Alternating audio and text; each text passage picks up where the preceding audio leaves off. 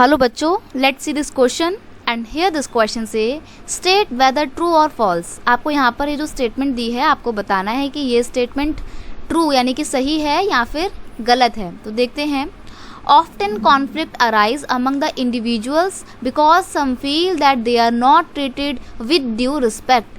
कई बार ऐसा होता है कि जो इंडिविजुअल्स हैं, अलग अलग व्यक्तियों के बीच में कॉन्फ्लिक्ट का जन्म हो जाता है, आपस में झगड़े हो जाते हैं, क्योंकि कई बार कुछ इंडिविजुअल्स को ऐसा लग सकता है कि उनके साथ सही ढंग से व्यवहार नहीं किया जा रहा है, उनको प्रॉपर रिस्पेक्ट सोसाइटी में नहीं मिल रही है। तो ऐसा बहुत है, जहाँ पर आपको अलग अलग कम्युनिटी के लोग मिलेंगे वहाँ पर तो ये प्रॉब्लम होती ही होती है। तो ये तो स्टेटमेंट बिल्कुल ट्रू है। इंडिया जैसी कंट्री में तो हर दूसरे बंदे को लगता है कि यार मेरे साथ गलत हो रहा है, वो तो अमीर होता जा रहा है, मैं तो हो ही नहीं रहा हूँ। तो ये चीज़ जो है बिल्कुल सही स्टेटमेंट है, ट्रू है। इसलिए ये conflict arise among the individual because in democratic country so much social diversity exit. अलग अलग कम्युनिटी के लोग रहते हैं, अलग अलग धर्म के लोग रहते हैं, जातियों के लोग रहते हैं, कास्ट के लोग रहते हैं, क्रीड के लोग रहते हैं। तो कॉन्फ्लिक्ट तो होना लाजमी है, लड़ाई तो होगी ही होगी। हम बोलते हैं ना कि जहाँ पर चार बर्तन रहते हैं तो वो आपस में लड़ते झगड़ते तो हैं ही। तो सिमिलरली जब 4-5 कम्युनिटी के लोग एक साथ में रहते हैं तो कहीं ना कहीं ठनाठनी होती भी है, लड़ाई होती है। तो कॉन्फ्लिक्ट होंगे, डिस्प्यूट होंगे,